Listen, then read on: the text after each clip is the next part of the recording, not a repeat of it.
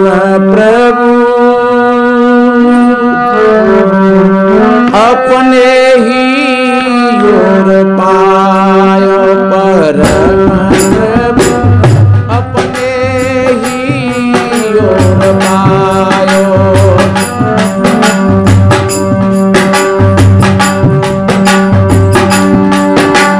जन्म जन्म की मिट्टी कल्पना,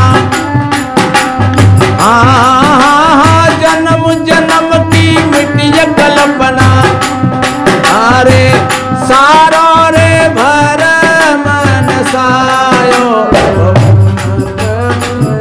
अपने ही ओर पायो, परम प्रभु अपने ही ओर। और खोया कब था? वो खोया ही नहीं था, सिर्फ ब्रह्म था। कैसा ब्रह्म? आगे कवि दृष्टांत देकर के समझाते हैं।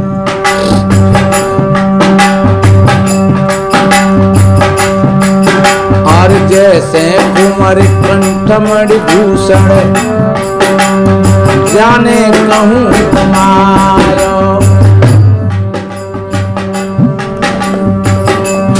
कोई बहन अपने गले में और हार पहने हुई थी और उसको भ्रम हो गया और वो पूछने लगी अपनी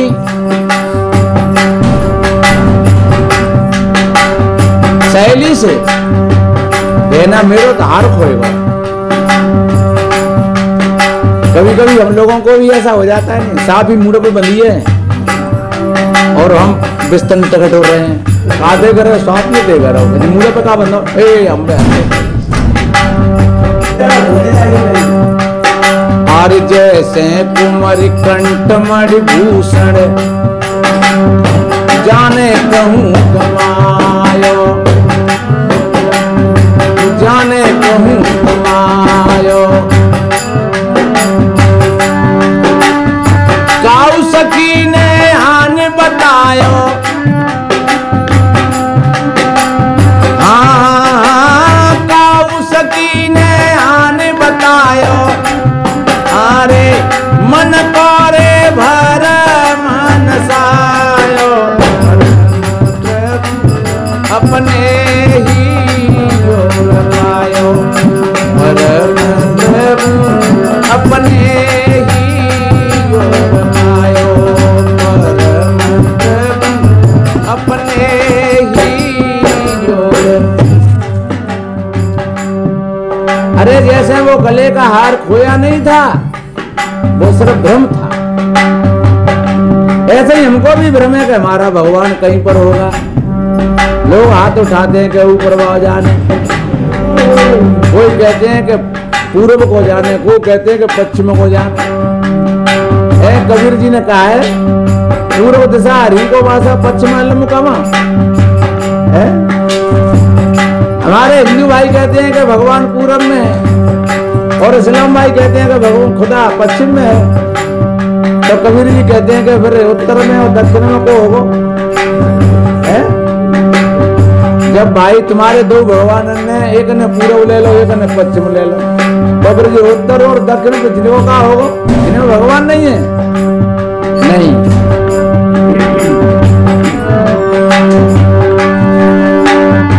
काऊ सकी ने आने बतायो, मन करे भर मन सायो, अपने ही ओर पायो, परम प्रभु अपने ही ओर पायो।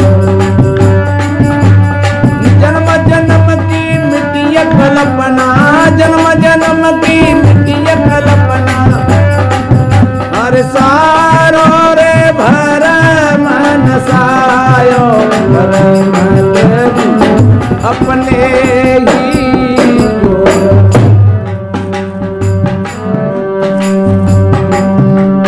और एक दूसरा उदाहरण दिया, जो तिरिया सपने सुत खोयो, रोए रोए रोदन मचायो। सपना देख रही है, बगल में बच्चा सो रहा है और मैं सपना देख रही है कि मेरे बच्चा को कोई उठा करके ले गया और बेचारी रो रही है। बड़े मजे की बात है।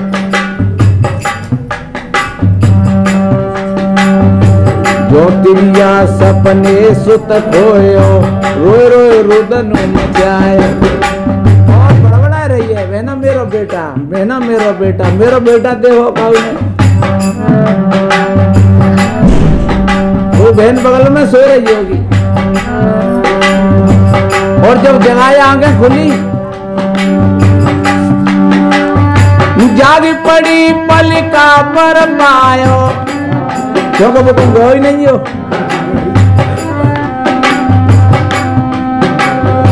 जागी पड़ी पलिका पर पायो, ना कहूँ गयो न आयो, अपने ही पायो,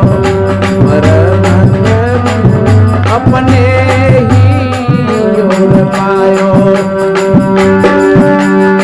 जन्म जन्म की मिट्टी कल्पना, हर सारो रे भर मन सायो, अपने ही।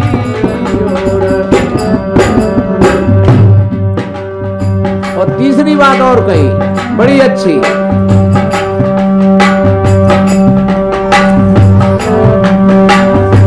मृगा नाभि बसे कस्तूरी, सुमत बन बन धायो।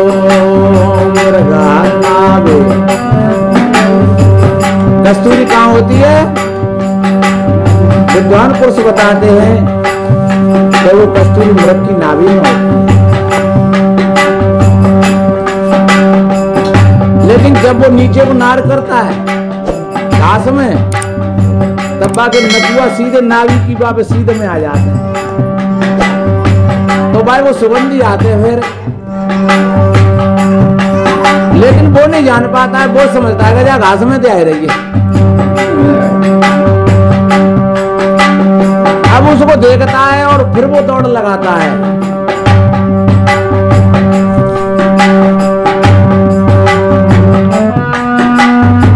कस्तूरी कुंडल बसे, मृग ढूंढे बन माए, ऐसे ही घट घट राम है,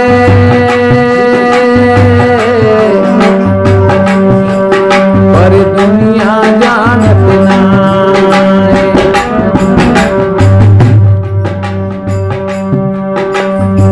जैसे मृगा नाव कस्तूरी, सुमत बन बन धायो।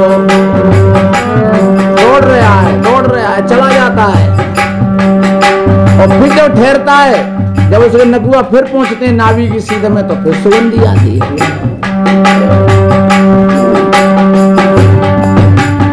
उलट सुगंध नाभि में लीनी, ओ उलट सुगंध नाभि में लीनी, इस तरह है ठहरायो, अपने ही परम प्रभु, अपने ही पायो।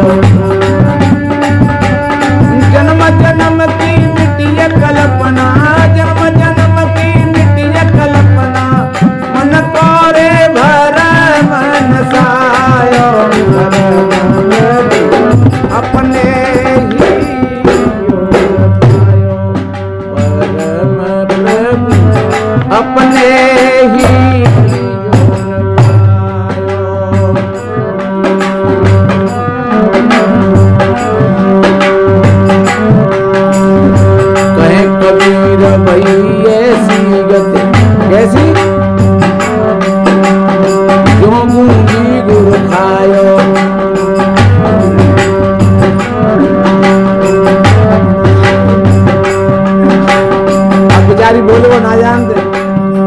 भगवान गुरु खाए लो बात पूछी के खाए कैसा लगे रहो है तो कैसे बता रहे कि मीठ हो सज्जनों, वास्तव में ऐसी स्थिति में कौन घटता है मैं अभी बताऊंगा।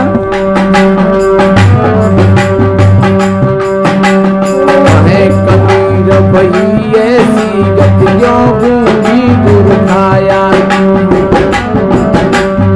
क्यों गूंजी गुरु खाया।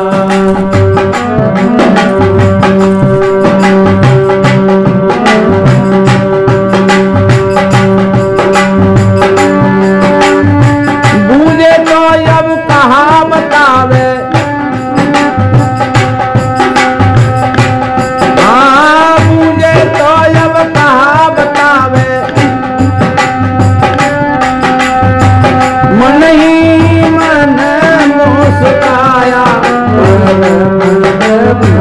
अपने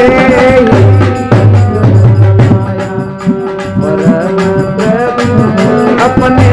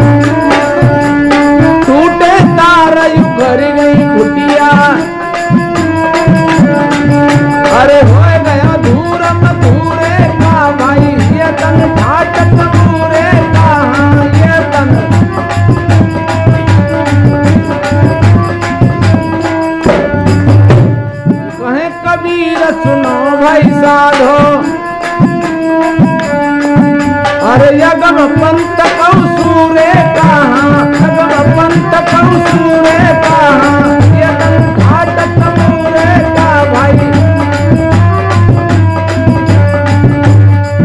अरे ये तन घाट तमूरे का भाई, ये तन घाट तमूरे कहाँ, ये तन। इसलिए मेरे बहन भाइयों, ये तन ठाट तमूरे का, यहाँ तमूरा का उदाहरण दिया है। जैसे उस भजन में कहा परम प्रभु अपने ओर पायो, बहुत बड़ी उच्च कोटि की बात है। और पाने के लिए वो खोया नहीं था, ये भी एक इशारा है। और वो इशारा कब है? जो बाहर आकर के, जैसे कोई कुआं में कोई चीज गिर गई, जो मोबाइल गिर गया, और कोई जो में उसमें पानी है ज्यादा और उसमें उसने डुबकी लगाई, तो कुआं के तले में जाकर के ये मोबाइल मिल गया। पर अब वो वहां कह नहीं सकता है, क्योंकि बाड़ी और पानी दोनों में अवरोध है, वहां कह नहीं सकता है। और जब ऊपर आकर के आ जाएगा तब फिर वो कहेगा भैया ये मिल गया। वो वहां नहीं कह सकता था। ऐसे ही मेरे भाई बहनों, जो जब भीतर में ये सारी अनुभूतियां होती हैं, बाहर हम उनको बहुत प्रयास करते हैं उनको बताने का, क्योंकि उस समय पर उस जगह पर तो न शब्द था, न वाणी थी, न मन था, न बुद्धि थी। उस समय पर कोई ऐसी दुनिया की चीज नहीं कि वहां का चित्र ला करके और हम तुमको सामने प्रकट कर दें कि ये चित्र है वहां का, क्योंकि कोई चीज थी नहीं वहां पर। और चीज क्या, जो कोई चीज है दुनिया में वो सब प्रकृति की चीज है? और प्रकृति की जो चीज है वो वहां तक नहीं पहुंच पाती है, मन भी हमारा प्राकृतिक है, बुद्धि भी प्राकृतिक है, चित्त भी प्राकृतिक है, सारी की सारी चीजें जो प्राकृतिक है, तो जो प्राकृतिक चीज उस परमात्मा को नहीं छू सकती हैं। इसलिए मेरे बहन भाइयों, इन सारी चीजों से हट करके और हम वहां पहुंच तो सकते हैं जब जाकर के शाम को हम बैठे बढ़िया।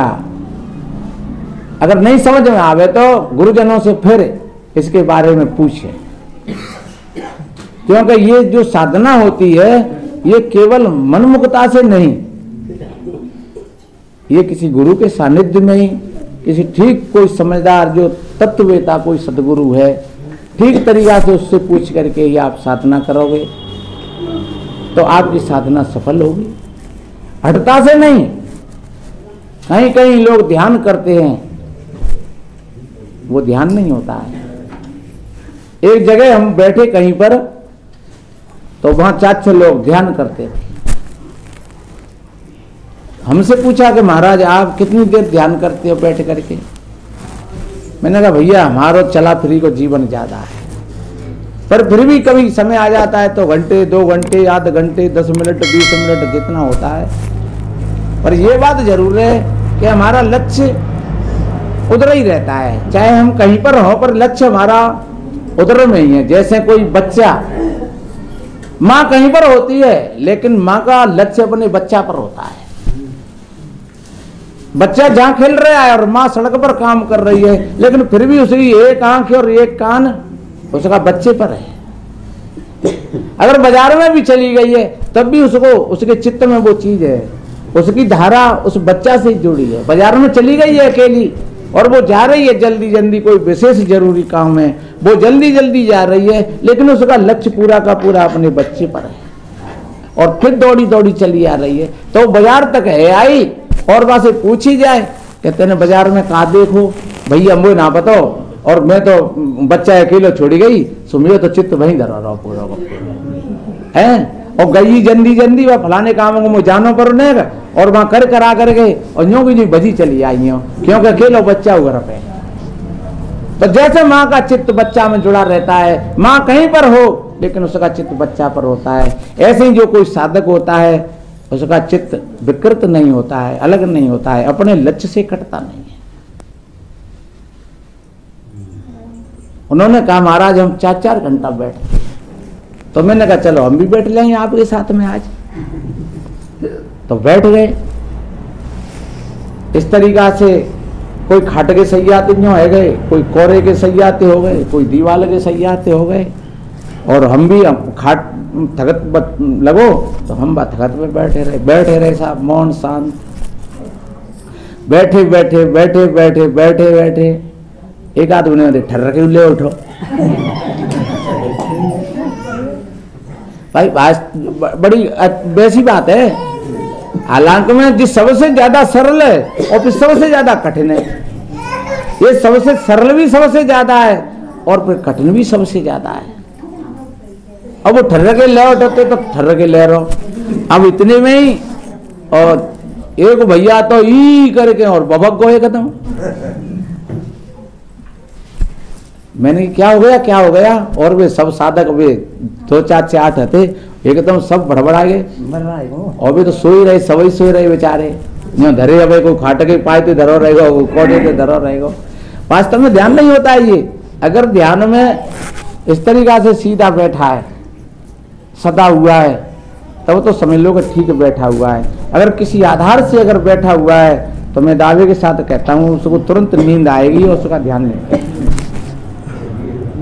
ध्यान का अर्थ ही होता है कि कोई शरीर को कोई आधार नहीं है, शरीर अपनी स्थिति में सदा हुआ है। जो कहता हूँ तन थेर मन थेर वचन थेर सुरत निरत थेर होय, और कहे कबीरता दास को पल्लो पकड़े न कोई, या कोट कल्प सम होय। वो क्षण जो जिस क्षण में जो उसको आत्मा का साक्षात्कार हुआ, शरीर अपने आप में शांत है बिल्कुल। तन थेर और मन थेर, मन भी ठहर गया, वचन वाणी बंद है बिल्कुल, सुरति सुनने की, कान बिल्कुल शांत हैं, निरति आंख बिल्कुल बंद है, सुरत निरत थेर होय, और कहे कबीरता दास को, बस उसका एक क्षण भी उसका लग गया तो वो कोटान कोट कल्पों की बराबर हो गया। कबीर कहते हैं ऐसे दास का दुनिया में कोई पल्ला पकड़ने वाला नहीं है। तो मैंने पूछी, नहीं भैया क्या हो गया? अब मेरी तो श्याम चक्षुंदर एक तो मुझे सी आएगी ने मैं कैसे ध्यान है रहो। मैं तो देख रहा था साक्षी होकर के कि महाराज कछु में तो पूछो बंदर आ गए, मुझे सपनों देखे उठाओ। तो कोई बंदर मुझे बहुत परेशान कर रहा है और बंदर ने लबूट डारो, मैं ऊपर चढ़ बैठो बंदर, हाँ लबूट डारो के क्या रहा हूँ और के क्या मनता मैंने सुनी ली। हाँ मैंने कहा ऐसा ही होता है, क्योंकि जब हमारा चित्त विकृत होता है या चित्त हमारा कहीं कहीं गहराई से संसार में उलझा हुआ है तो हम ध्यान में भी सपने में भी देखेंगे तो बंदर देखेंगे। और निश्चित रूप से एक जी हटता और है।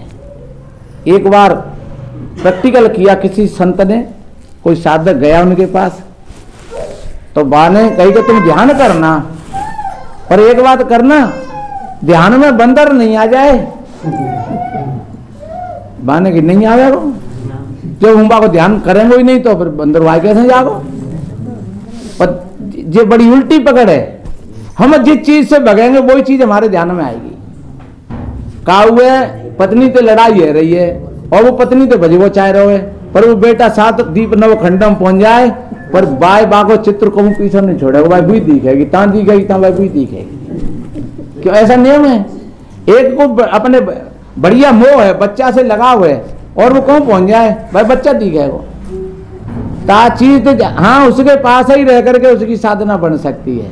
इसीलिए तो मैंने पहले कहा था कि पति और पत्नी दोनों का अगर मेल है बढ़िया, दोनों साधक हैं, पति फिसलता है तो पत्नी साध लेती है, पत्नी फिसलती है तो पति साध लेता है, दोनों एक साथ में बैठ करके साधना कर रहे हैं तो बिल्कुल, क्योंकि अब उसके ध्यान में वो पत्नी नहीं है और उसके ध्यान में वो पति नहीं है क्योंकि वो तो बैठे ही हैं।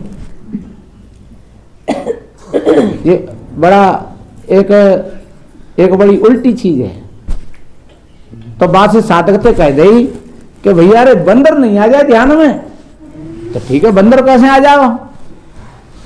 अब वो आयो शाम को अपने घर पे वहां ध्यान करो तो वो तो सोच रहे हो मजबूत हो कि बंदर कैसे आ जाओ देखें, पर वो चित्त में तो बंदर बैठा रही रहो। और जब वो आंख बंद करे बैठे नहीं सोई बंदर आ जाए, जब आंख बंद करे सोई बंदर आ जाए। पूरी रात पागल है। फिर सवेरे पहुंचो, बोले महाराज ये आपने कहा भावी लगाई दी, मैंने हूँ बंदर से भारी बरकाऊं और फिर महाराज अब तो वो भीड़ की भीड़ शुरू हो गई है। मैं सोच रहा हूँ एक नहीं आवेगा और वो भीड़ की भीड़ शुरू हो गई है। महात्मा जी ने कहा था उनसे भागे मत, अब तू बंदरों को ही देख साक्षी होकर के आ जाने दे, उन्हीं का ध्यान कर, कोई बात नहीं है।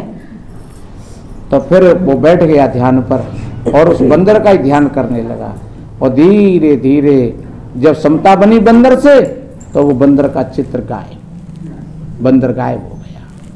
सज्जनों वास्तव में हम जिस चीज से अपने मन को रोकेंगे मन हमारा बार बार बह जाएगा और मन रहस्य को खोजता है। जैसे कोई अलमारी है, 3 अलमारी है, एक अलमारी में कंडा लकड़ियां भरे हैं, एक अलमारी में सोनो चांदी भरो है और एक अलमारी में बढ़िया कपड़ा भरे हैं। पर जो कंडा कूरे वाली अलमारी है बाबे पर्दा डाल दो,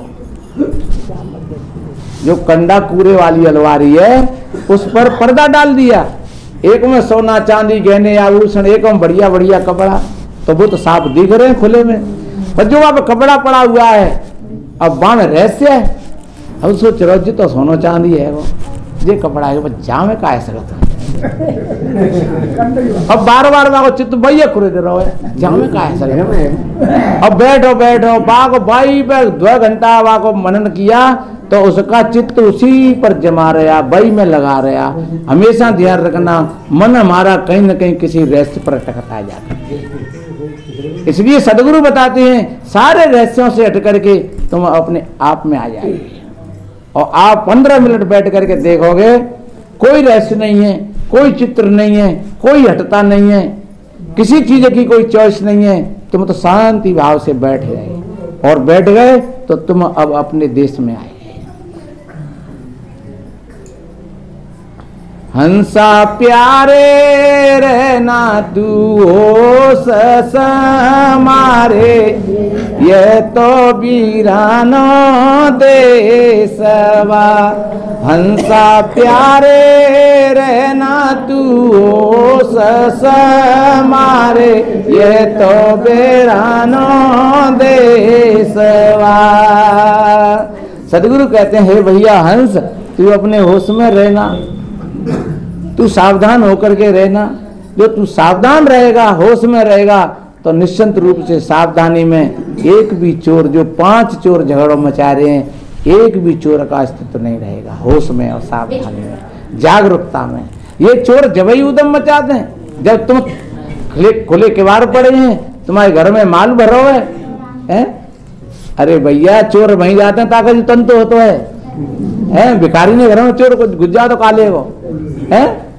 चोर वहीं जाता है जहां उसको लगता है कि जहां माल है। तो सज्जन हो, जो कोई धनी बैठो बढ़िया सावधान है, गेट बंद है और हथियार धरो तैयार और दीपक जल रहा है, ऐसी कैसी चोर है फिर है? सड़क पे भी देख ले वो जाओ में तो जो रहो और सत्या बैठो और फिर वहां देखो ने कहा झांक झुक के तो बैठो है, मार देगो, हथियार धरो बगल में, तो चुपचाप निकल जाएगा, चला जाएगा।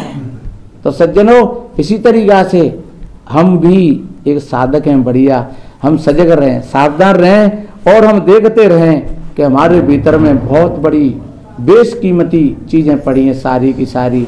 ये काम रूपी चोर, क्रोध रूपी चोर, लोभ मोह रूपी चोर, अहंकार रूपी चोर।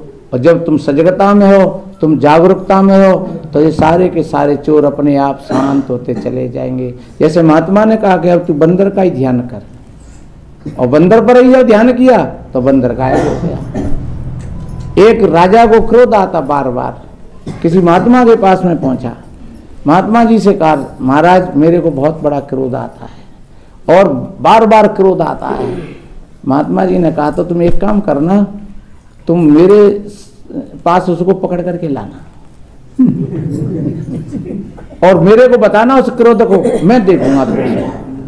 ठीक है महाराज, मुझे तो बहुत आते है, तो ठीक है जा देख तो रहियो, और जब क्रोध आवे तभी तू चलो आइयो सीधो। अब राजा देखता रहा, देखता रहा, देखता रहा, देखता रहा, 3 दिन हो गए, आया ही नहीं, क्योंकि वो सजगता में आता ही नहीं है।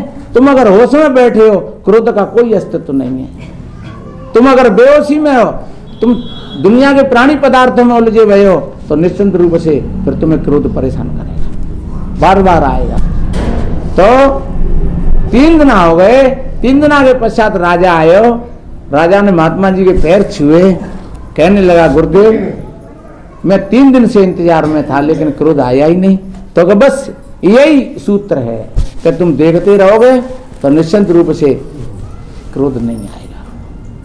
ये सारे के सारे चोर, जैसे धनी की अनुपस्थिति में चोर आक्रमण करते हैं, ऐसे ही हमारी अनुपस्थिति में ये हमारे भीतर के चोर ऊधम मचाते हैं। और ये हमारे भीतर की संपत्ति को, दया है, धर्म है, संतोष है, धीरज है, शील है, विचार है, विवेक है, इन सारी संपत्ति को लूट ले जाते हैं और ये हमारा जीवन खोखला हो जाता है। तो इसलिए मेरे बहन भाइयों, हम जागृत होकर के जीवन जिए, सजग होकर के जीवन जिए, अपने कर्तव्यों का पालन करें, बेटी बेटाओं को बढ़िया अच्छी शिक्षा संस्कार दें, आपस में दौरानी जेठानी, सास बहू, ननद भौजाई, भाई भाई, बाप बेटा एक समता भाव से बर्ताव करें। क्योंकि संसार में कोई ऐसी चीज नहीं है कि जिसको हम साथ लेकर के जाएंगे, क्योंकि साथ लेकर के आए ही नहीं थे। मुट्ठी बांध के आया और हाथ पसारे जाएगा। तो सज्जनों, कौन सी चीज के ऊपर फिर लड़ाई लड़ी जाए? चलो किसी ने हक मार लिया तुम्हारा, कोई बात नहीं है। अगर तुम भूखे नहीं रहोगे, तुम मरोगे नहीं है। कहते हैं व्यक्ति को, किसी शायर ने लिखा है कि सिकंदर आया था इस जहान में और दौड़ता रहा, काय के लिए? 2 गज कफन के लिए। आखिरी में जगह मिलेगी तो कितनी मिलेगी? हम जितने बैठे हैं अब इतनी जगह की जरूरत है। चाहे तुम सतमंजल बनवा लो, अच्छी बात है, तुम्हारे पास हम पैसा है तो कोई मना ना कर रहा है, पर जगह तुम्हारे लिए इतनी आज है यहाँ पर, जहां से तुम खड़े होकर के जाओगे इतनी रास्ता में तुम्हें जगह मिलेगी। तुम घर पहुंच जाओ इतनी तुम घर जगह घेरोगे। तुम खाट बिछा लो वो 2.5 मीटर और 2 मीटर बस। चाहे तो वहां में सोए के कूद जलाए थे, चाहे को हम बैठा के लगाए थे, चाहे को गाड़ दे, चाहे को पानी में फेंक दे। सज्जनों जब आए थे तब भी उतनी जगह थी और जब जाएंगे तब भी उतनी जगह रहेगी। इसलिए इन सारी चीजों पर बात विवाद न करते हुए अपने बढ़िया ईमानदारी से अपना पाठ खेलें, अपना ध्यान करें, साधना करें। ध्यान और साधना से शांति मिलेगी, बेटी बेटाओं से शांति नहीं मिलेगी। और शांति मिल जाए तो कहो 4 बहू 4 बेटा हमें बातें पूछियो ईमानदारी से, कहे बहना तू तो बहुत बड़ा आनंद आता होगा, तो कछु नहीं करना पड़ते होगा है। तो का करो जाए महाराज, एक ऊना कहे माने की हमन तो रोटी अब यहाँ तक करनी पड़ते हैं, 4 बहू है तो रोटी यहाँ तक करनी पड़ते हैं, 70 साल की उम्र है। तो सज्जनों कोई सोचे कि हमें बहू तो सुख मिलेगा, नहीं, बहू है तो बढ़िया है, बेटा है तो बढ़िया है, पर तुम्हें सुख मिलेगा वो तुम्हारी धरोहर है, वो तुम्हारे पास है। वो बहू के पास ना आती, वो बेटन के पास ना आती, या सपने छोड़ती हो, नाती पंथी के पास ना आती। और जितने जितने वे होते जाएंगे और उतने उतने तुम्हारे लिए वो दुख कोई कारण बनते जाएंगे। इसलिए वे रह रहे हैं तो हम जीवना करेगा भी इन्हें जहर दे दो, हाँ कोई जरूरत ना, बढ़िया है, संसार है, जो सृष्टि का नियम है, चलता रहे, खूब फलते फूलते बने रहे, पर अपने लक्ष्य पर सही बढ़िया रहो। अपना पाठ पूरा हो गया और अपना पाठ कितनी माताएं आते हैं, महाराज मेरी मोड़ी को मोड़ा और बाकी मोड़ी की बहू ऐसी आई है कि मोड़ी परेशान करते हैं, तो भैया तो मोड़ी परेशान होते तो हम क्या करो। कोई कहे महाराज हमारे जो नाती न गए सो है, तो भैया अब क्या किया जाए, इसका कर्म भोग है। पर फिर भी हम सांत्वना के लिए कहते हैं कि तुम चिंता मत करो, सब ठीक होगा, बढ़िया होगा, कोई बात नहीं है। तो प्रत्येक जीव अपने कर्म के भोग के अनुसार जन्म ले रहा है, आ रहा है, जा रहा है, भोग रहा है। काऊ पे काऊ की ठेकेदारी ना रहती, ये ध्यान रखिए। कोई न सोचे कि चलो भैया जाओ ठेका, न कहू महात्मा पे, न कहू देवी देवता पे, न कहू ईश्वर भगवान पे, काऊ पे कोई ठेकेदारी ना रहती। कर्तव्यम सो भोक्तव्यम, हम जो करेंगे वैसा वो हमारे सामने। इसलिए आप स्वयं में अपने आप में अच्छे रहिए, खूब बढ़िया बेटी बेटा को शिक्षा संस्कार दिलाओ, अच्छे रास्ता बताओ उनके लिए, अपना बढ़िया पाठ करो और बढ़िया कहीं सत्संग मिले तो सत्संग करो, और शाम सवेरे अपनी 20 मिनट आधा घंटा जितना बन जाए अपना बढ़िया ध्यान करो, चिंतन करो अपने स्वरूप का। कहू पता होए ते तो करो, कहू नहीं पता होए तो कहू हमसे पूछे तो हम बता देंगे, और कहू कहते कहू तरकीब मिल जाए तो तांते तैसे कर लें, क्योंकि ऐसी बात ना ने कि हम ही अकेले हैं। या संसार में बहुत बड़े बड़े महापुरुष हैं, हमनते बहुत बड़े बड़े दिग्गज पड़े हुए हैं। ऐसे महापुरुषों के सानिध्य में जाकर के उनसे सीख लो, समझ लो, अपने जीवन को बढ़िया बना लो। यही संत सदगुरुओं की भावना है। सर्वे भवन्तु सुखिनः, सर्वे सन्तु निरामया, सर्वे भद्राणि पश्यन्तु मा कश्चित् दुख भाग भवेत्। सभी का जीवन स्वस्थ हो, निरोग हो, सभी का मंगल हो। इन्हीं शुभ मंगल कामनाओं के साथ बोलिए श्री सतगुरु।